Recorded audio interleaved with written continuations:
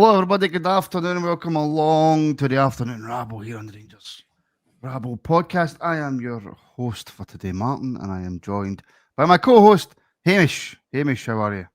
I am all right, mate. Well, I was all right, and then Rangers came back into my life, and that seems to have ruined it a little bit. But other than that, I'm all right. Yes. Can I just say, I've been sitting here since 12:28. And it's not my fault that we're 4 minutes late. I messaged Martin at 12:27 because there was nothing in there saying you awake, and so it's not my fault either. Yeah, well, I'm just saying I was here on time. That's all I'm saying. Yes, Rangers are back. Ian, somebody says to me if it was Scott that said to me in the morning, Rabble, I hope you have a good weekend. And I said, I probably won't because Rangers are back. Yeah, that pretty much sums it up. I said I'd actually gone through the international break at the start of it, glad that we got it. And then as it went through it, going, I can't wait to get back to next weekend for the actual football. And then today happened, and I want to go back to the international break again. So when's the next one? Is it 4 weeks or something? I know it's not even that far away. It's ridiculous. It's absolutely ridiculous. Right, let's get into the main story, the main topic of conversation. We do have a press conference that we can go through. The big takeaway from the press conference is that Nico Raskin will not be in the squad tomorrow after starting and scoring for Belgium. Probably the best midfielder in Scotland, as we play probably the third best team in Scotland. He will not be in the squad, Ian. No, he won't. Initially, when I heard it, I was absolutely raging. I wonder what people in Asda car park in Norwich were thinking when they just hear me wandering, going, "What the fuck is he thinking about?" But more and more as I got home, and the more and more as we come through it to today, and listening to you this morning, the more I'm not actually shocked by it. A bit like Craig, like we said, I'm not surprised it's happened because A, he doesn't want to back down because he might do that, but also I think he's got a massive ego and he's not going to dent his own ego by bringing Raskin straight back in. The confusion that comes from it is that some reports are saying he's just not in the squad for this weekend, and other reports saying that he's been suspended by the club. So we don't know what the truth is of the matter or what's going on, but again, I just don't get why you don't put the best player in the country who's playing with some of the best players in the world and learning from them into your midfield for a game against one of the better teams in our league. Yeah, and I hope I don't trigger anybody by saying best midfielder in Scotland because I don't really think it's really that much of a story or it's really that much of a surprise, Ian, to be honest. Let's be honest, the guy is the best midfielder in Scotland. He is. Nobody comes close to it. He proved that last season. He absolutely proved that he dominated pretty much every game he played in, not just at home but abroad as well. And he's gone in to an international team full of huge stars playing in bigger leagues, and he doesn't look out of place. So that tells you that he is by far the best midfielder in our league. I know that there'll be people out there going, listen to what they're saying. If you don't say who our captain is, blah, blah, blah, blah, blah. Other than Celtic, tell me what he's done. So Raskin can boast some other things. But it's annoying and it made me angry. But because of who it is who's making the decision, I'm not surprised. Yeah. And again, sorry if that's hurt anybody's feelings. Sometimes the truth does hurt. There's not really a lot I can do about that. Craig Mack is saying, must be more to the Raskin scenario than meets the eye with the manager in desperate need of results. To leave our best player out, it must be serious. And again, that was one of the conversations that we had on the Morning Rabble, and I was sort of trying to play a wee bit of devil's advocate, Ian, by saying, well, at what point does player power trump what that player does and what the manager needs effectively? As Russell, if this was any other manager at any other point, would we be sitting here arguing about the manager's decision is wrong? If this was Walter Smith, if this was Alex McLeish, if this was Dick Advocaat, would we be sitting here having this argument? But Dick Advocat did it. Yeah, he did. Graeme Roberts handed the captaincy to Graeme Souness with Terry Butcher.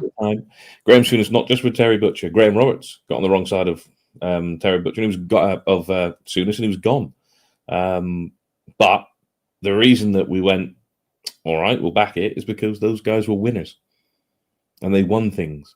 And Russell Martin has no evidence of winning anything bar one promotion.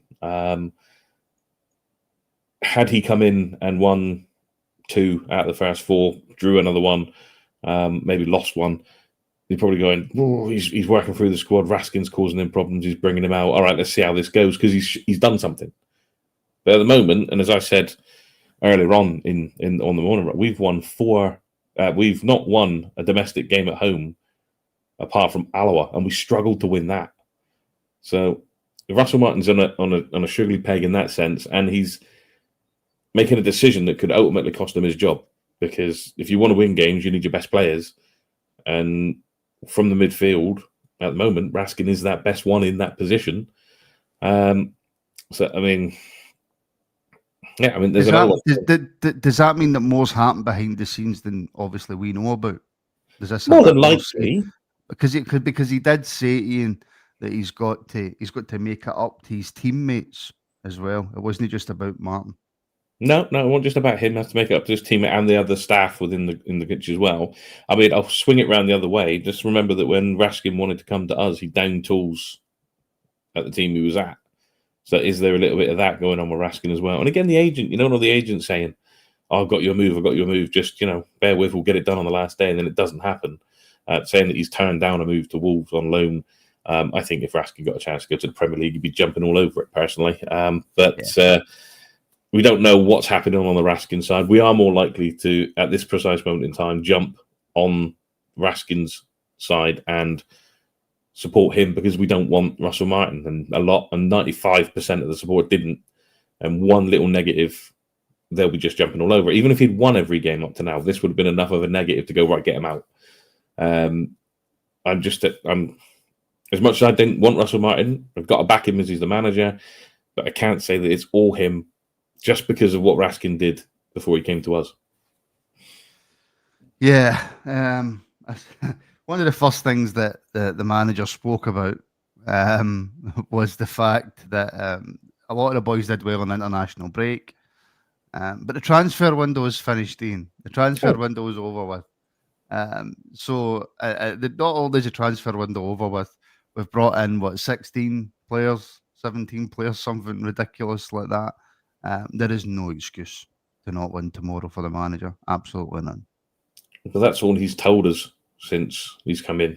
This squad will look different to what it looks like now come the end of the window. The window's still open, so it'll have players will be affected by it as the heads are getting turned. It'll be different after the window shut. Well, now the window's shut, so actions speak louder than words now, Russell. So you make sure you go out and do something tomorrow, win a game.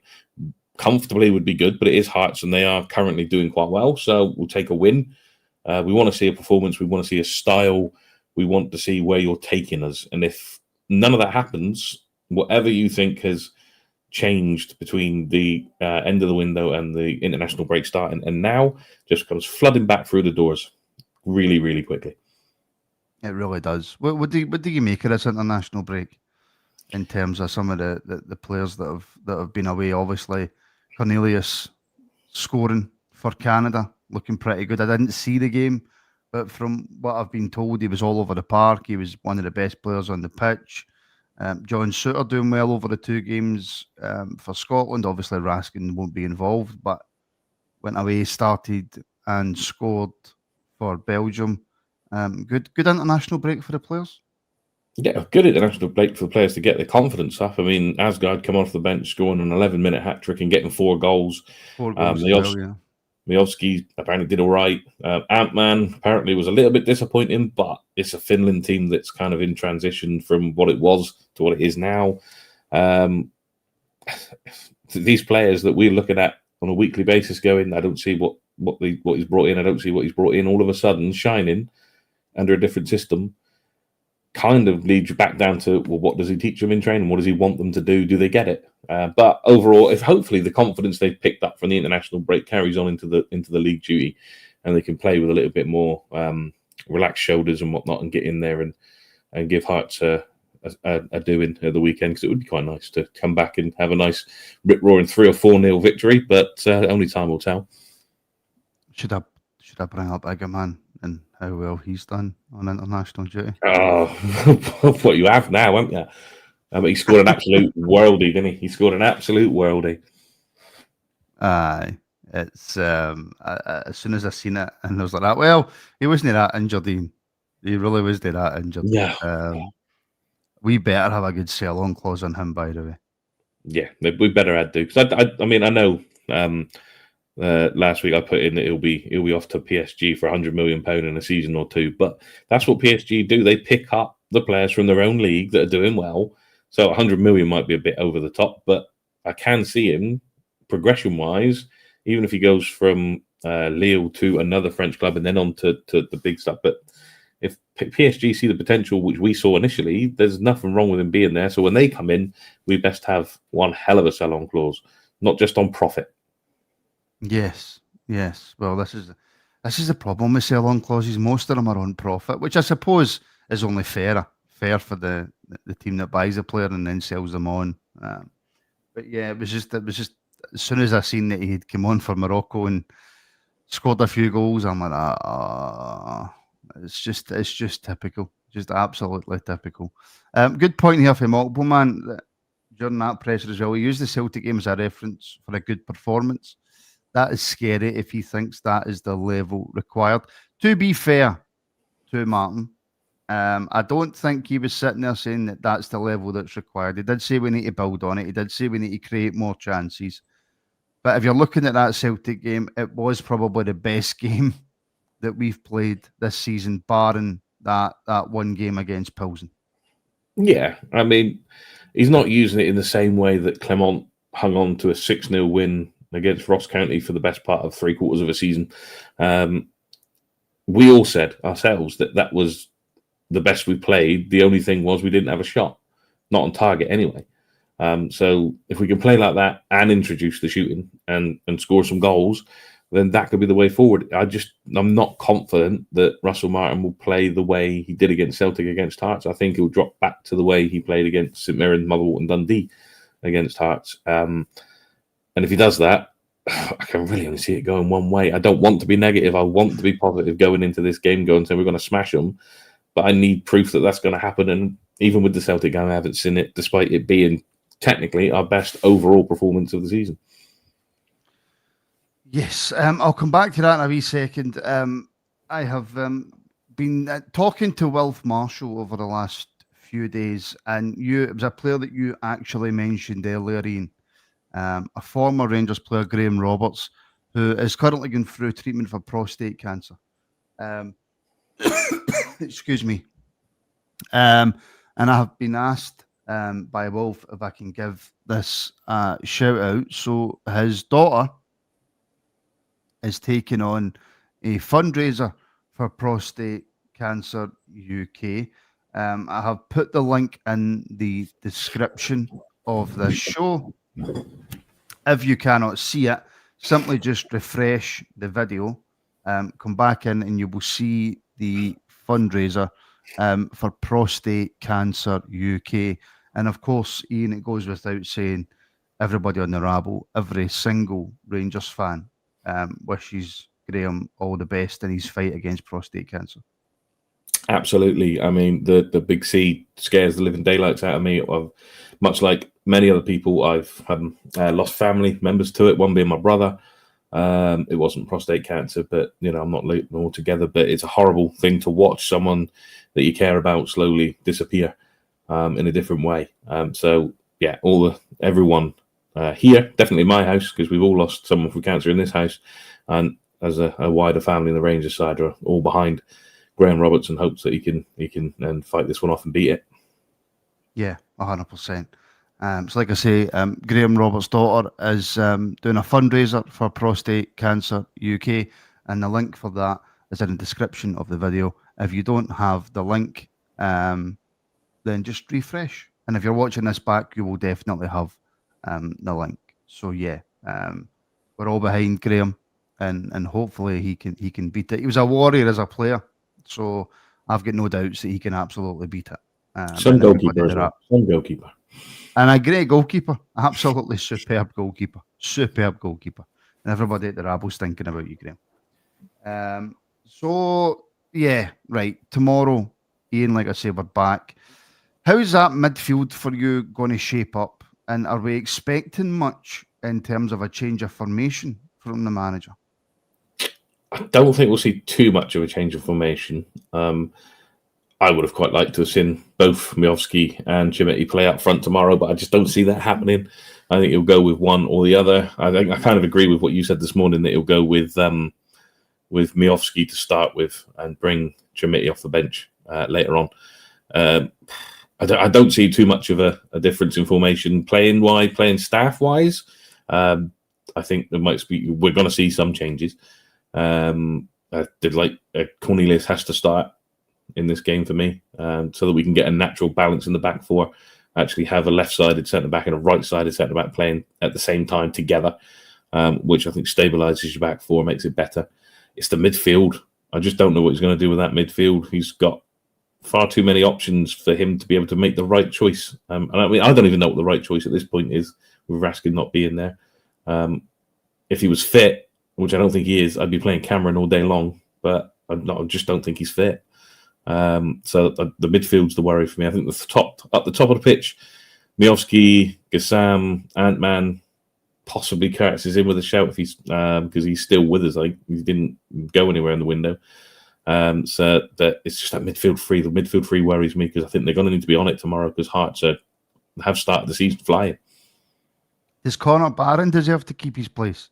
Because I mean, for me, Ian, he was the one player in that Old Firm game that you could actually look at what he done and when he actually had a pretty good game for somebody who's sort of been out in the cold, to be honest, this season so far with all the midfield options that we have. I'd be shocked if Barron didn't start tomorrow. Barron, for me, keeps his place. But again, this is where I say I don't really know what he's going to do with this midfield, because Barron should keep his place. He's the only one who really impressed, apart from Butland, in the Old Firm game. Oh, no, Butland didn't impress because he didn't really have anything to do. But he's at that recent period going into that, he was there. Those are the two that really stuck out. I just feel that he's going to bring Rothwell back in, and Barron will be the one that comes out for Rothwell. And then Dio will probably be in there as well. And then Asgard will probably be in there. So I think that might be the three he goes with. I don't know. But for me, I think Paul McGoracle's got it there. Barron, Diamande, Asgard would be my preferred way if you're going to go with what we've got. But I just think he's going to put Rothwell back in. Can you leave Asgard out tomorrow? And look, I get it. It was Moldova, and it was pretty easy for Norway, and Haaland scores 5, Asgard scores 4, one of them being a penalty for Asgard. But when you come off of a game like that, you can't be left out your next club game, can you? And also, I think maybe the issue with that is what we've seen for Asgard in that Moldova game, because I watched the highlights back, he was playing so high. He was almost playing as a secondary striker. Yeah, you can't. You've got to take the confidence that he's got from that and run with it. That's what a good manager would do. We'll see if that's what Russell Martin does tomorrow. I'm not going to keep on pillaring the man, because we've got to give him a little bit more time, because he's still here. So we'll see what he does tomorrow. But you've got to take that surge of confidence that Asgard will have got from that, and run with it and play him in that. Maybe play him in that position. Maybe have Dio and Barron sitting and play Asgard further up behind the striker. See if it works or not. I mean, if you're Asgard, though, coming out of the game where you've scored 4 goals in international duty and still get outshone by someone. I mean, I know it's Haaland, but if you score 4 in a game, you don't expect the man up one position above you to get 5, do you? No, didn't even get man of the match after scoring 4 goals, which is absolutely crazy. I'll be expecting to see a different Joe Rothwell tomorrow. Ian, he's had 2 weeks now where he's had basically all the one-on-one training that you can need, which at 30 years old you probably shouldn't need that much of. All the time to put in the gym work. Are we expecting to see a Joe Rothwell who doesn't look knackered after 5 minutes? I would like to say yes, but Joe Rothwell looked knackered coming off the bench against Celtic. He still looked as if he'd been running around for 45 minutes non-stop, even just coming off the bench. But I don't get it with Rothwell, because Leeds, from what I saw, I mean, I don't watch a great deal of English football, but from what I've seen, he seemed to be a guy that had energy, could run between the lines and get up and down the pitch, and no problem at all. We haven't seen that yet. I don't know if that's because it's a different system at Leeds compared to what Russell Martin's playing, but it just doesn't seem this player that some Leeds fans were talking about. I mean, Ian Thompson says that he knows a Leeds fan who says that this is what you get from what Rothwell. But I'm hoping with 2 weeks extra in the legs, being able to train, gym work, get himself up a little bit extra while everyone else is away, he has got that engine running. And if he does start tomorrow, we can see a better Joe Rothwell than we have, and he can prove to us why he's here. But if after 20 minutes he looks like he needs to be huffing into a brown paper bag to get his breath back, then I don't know what we're going to do with him for the rest of the season. No. In terms of the defence, I mean, I'm just guessing, and I know you should never really guess, Ian, right? Cornelius and/or Suter and Giga. So I would imagine that Cornelius will be starting left centre back, as you mentioned earlier. I would imagine Magoma's going to play left back, because if not him, then who? And I don't see Max Aarons, or Aarons, or however you pronounce it, coming back into the team tomorrow. I would imagine Tav probably starts there. So I suppose the only position really up for grabs is that right centre back. Suter or Giga? As it's Hearts, I would probably lean towards Suter, because I think he's built for games against this type of team. And with him playing on the right side with an experienced centre back, you normally get the best out of John Suter. It's when John Suter's got to be the one that talks you through the game, which is why he struggled with Giga. That's why he struggled last season at times as well. I know he's been playing on the left of the turn, then he switched it for the Celtic game. It seemed to work better. Giga might get the start, but he has put my heart in my mouth more than once in the last few weeks as well. I just think, for considering the opposition we're up against, a guy that knows the club inside out, I think you lean towards Suter for this one. After the international performances as well, I thought he was excellent against Denmark. I watched the whole game. The second game a bit less to do, in all fairness, but I thought over the two games, John Suter played really well. I mean, I'm only going by what Alex was saying on the watch along. But the Denmark game, it wasn't a great deal. There didn't seem to be a lot happening. I didn't actually see either of the games. I just tuned into the watch along to keep Alex company and to have a go at Connor, because it's fun in the Denmark game. But just by going what other people said, he seemed to have a good time of it. So why not take the two defenders that, again, high in confidence? Cornelius getting a belter of a goal and 2 clean sheets in the 2 games they played, and John Suter as well. Both riding another wave of confidence. So why not start those two? If we're going to do that with Asgard, we do it with those two. 100%, mate. 100%. It's got to be Cornelius and Suter who start tomorrow. It's just got to be. Right. See, this is the problem, right? So I said this at the start of the international break and earlier this week, that it's been very quiet in terms of people complaining and moaning, and I include myself in that. It's been very quiet. And then I thought, well, the closer we get to the weekend, it's probably going to start to ramp up and the frustrations are going to come back out even before the game, right? Super chat from our very own Gaz, channel member as well, massive supporter of the channel. I'm going to the game tomorrow and I'm not confident. But if we lose, what happens next? It's frustrating, man. These are the kind of questions that are being asked before the game kicks off, Ian. What happens if we lose? Because the majority of fans are still not confident. No, and you think about what we've got coming in the next few games. We've got both teams from Edinburgh, one in the league, one in the cup. We've got Livingston away, which will not be easy, never is. David Martindale knows how to frustrate both parts of the overham. He's done it year on year consistently. So he's got to get this right. And I feel for Gaz and anyone going tomorrow, because I don't think there's that many that are truly confident that it's going to be any different to what they've seen before. And they've got good reason to it, because we've not seen anything evidence-wise to show us that it will be.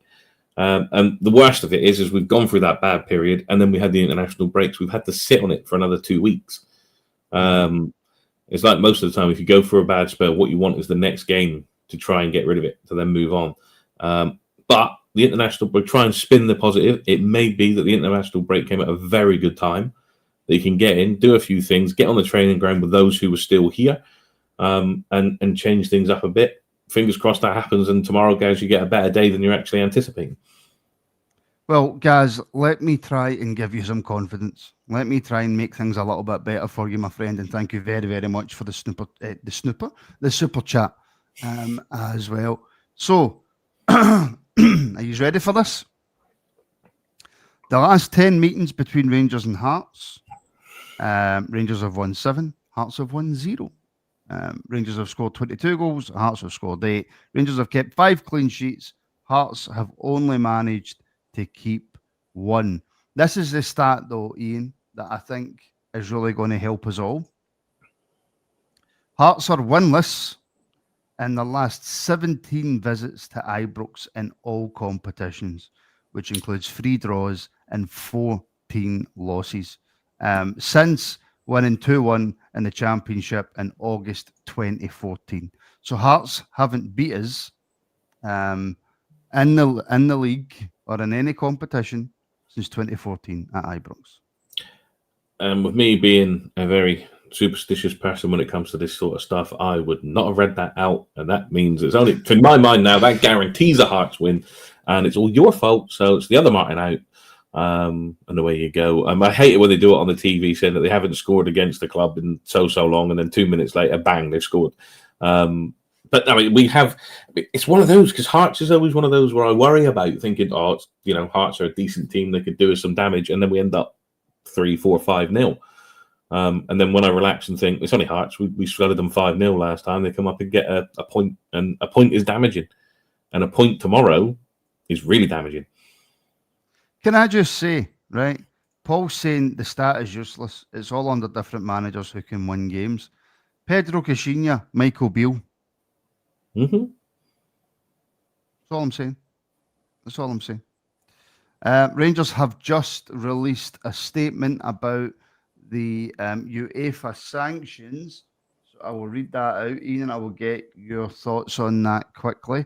Rangers acknowledges the outcome of the UEFA disciplinary case following last month's away match against Club Brugge.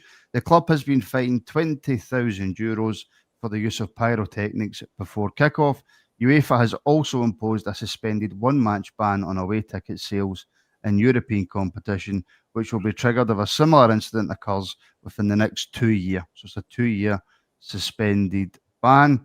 It's clear that UEFA and domestic authorities are taking a firmer stance on the use of pyrotechnics and the unnecessary safety risks created for supporters, players, stewards, and emergency services. The consequences are already being felt, with sanctions now in place across multiple competitions. Following the use of pyrotechnics at fixtures at Hampden Park last season, and the SPFL will reduce our ticket allocation by 500 at the next Premier Sports Cup semi-final at Hampden. Any further pyrotechnic incidents at future SPFL or Premier Sports Cup matches may result in additional reduction of 800 to our ticket allocation. The SPFL has also opened an investigation into the use of smoke bombs during the match at Motherwell on the opening day of the season, which we are currently in the process of responding to. Separately, a suspended closure of the Copeland stand remains in place following last season's match against Fenerbahce in response to the display of a banner deemed to be discriminatory. Whilst these incidents involved different circumstances and different groups, the risk of reduced ticket allocations and potential stand closures is now very real. Additionally, while the fines received do not have the same direct impact on fans, they divert resources from other areas and weaken the club. We know that many supporters are frustrated as a result of this, and we have received requests to take action against the fans responsible. We are reviewing our next steps internally and will discuss with fan groups, including the Fan Advisory Board, to ensure a fair and reasonable outcome. Ultimately, we want the same thing, a strong Rangers backed by support that lifts the team and reflects the very best of who we are and what we stand for. So that is the statement released by Rangers. Ian, your reaction? Very measured, not throwing the baby out of the bathwater. Very measured, taking note of the situation of as it stands. And I don't think there's much else they could actually say. They're not going to go and fight UEFA. It's just going to be impossible. They'll just double down, and it'll get worse. And then they have the sanction on, and then if we break it, it would be even worse. So they've done what they've needed to do in regards to the statement. They've come out, they've talked about it. They haven't stayed silent, which is what we want them to do. But next bit is to make sure that the people that bring these things in are actually checked. We know roughly who's bringing it in. We can't be 100% sure on it. Yes, it looks great, but it has health issues. You don't know who in that crowd behind you while you're doing it has respiratory issues. You don't know what age group you've got in that stand. For kids, it may look amazing, but it'd be terrifying to be under it if you can't breathe. And they're dangerous. If you've ever seen anyone, and Craig said it in the chat there as he was going through that he's seen someone being hit with a flare. It's not pretty. And from my previous employment with the ambulance service, I've seen some things I wish I hadn't seen, particularly bonfire nights, etc. So there's a time and a place. When you're marching to the stadium, Union Bears, you use fireworks and flares, and it looks amazing. I've seen it on videos. I've been in the street when you've walked past. It looks incredible. Do it there. Don't do it in the ground. Put your tifos up, because they are fantastic. They always are. Put your tifos up, but just leave the flares, the fireworks, and all the rest of it outside the ground. Do it out there, and then you won't get the wrath of Wilf Marshall when he can't go to a European away game.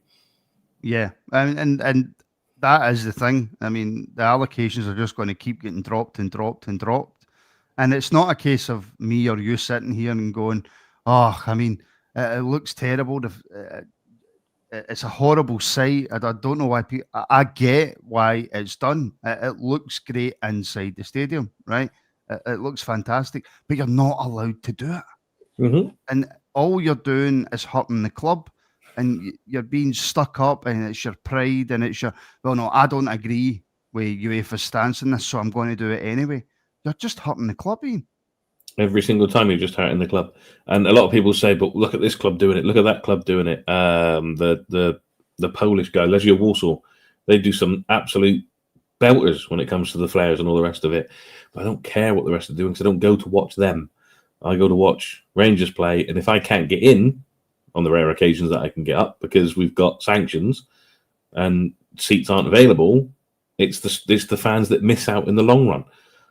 So Will's telling me to still go, probably get a ticket for the home end.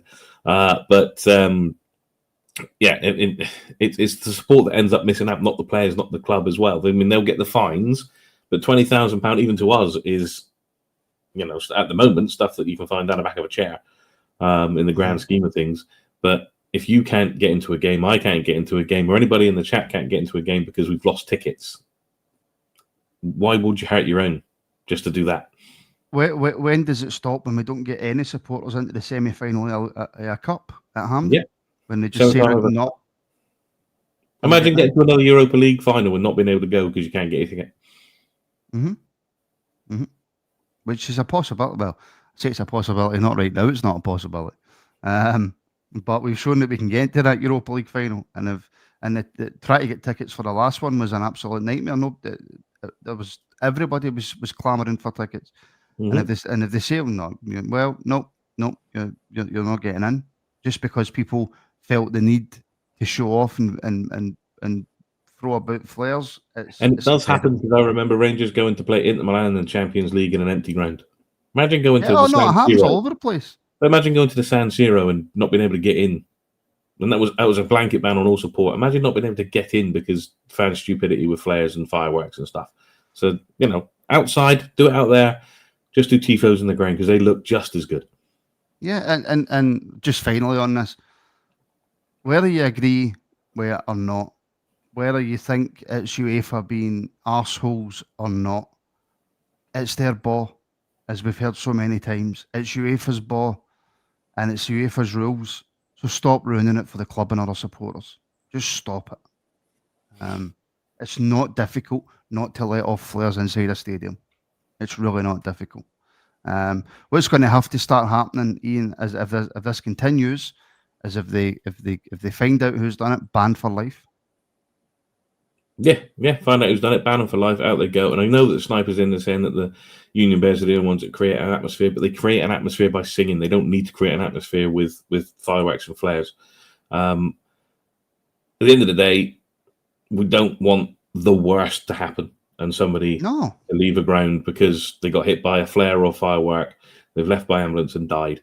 That's the be-all and end-all. So let's just knock it on the head. Like you say, it's their ball. They don't want us to use these things. We have to go with it because it's their rules, their competitions. So, just do that. And so the Tifos are absolutely amazing on their own. That Europa League run, when we actually went to the final, how many fireworks were there in the ground? Very little. But all the Tifos were absolutely superb. And they each one outdid the next one. So let's just do that. Yeah. And like I say, you don't want to ban any supporter for life. But if you continue to hurt the football club and then that if you do it again, then you're banned for life, then maybe people won't do it. Maybe it'll be a deterrent and stop people from doing it. That's the only thing I can hope. Because again, you're just going to keep taking tickets away from supporters and you're going to take money away from the football club just because you don't have the common decency to not do something that you're not allowed to do because you disagree with it. But yeah, look, that will do us there, folks. Ian, thank you very much. No problem at all. We are back tomorrow. We also have, for members, the Extreme Gaming Podcast, which will be out tonight as well. That'll be available on YouTube memberships and Patreon memberships as well. Then we are back tomorrow. Build up, watch along, and full match reaction as Rangers are back. We have something to talk about moving forward, Ian. I'm so happy. I'm absolutely so happy. So please make sure to like, share, and subscribe, folks. It really, really does help out the show. Like I say, if you want to help the show out even further, if I can get my words out, then you can join as a member now, either on YouTube or Patreon. Links are in the description. Whatever one you prefer, you have the option there as well. So thank you very much, everybody, for tuning in. And yeah, we'll see you tomorrow as Rangers are back.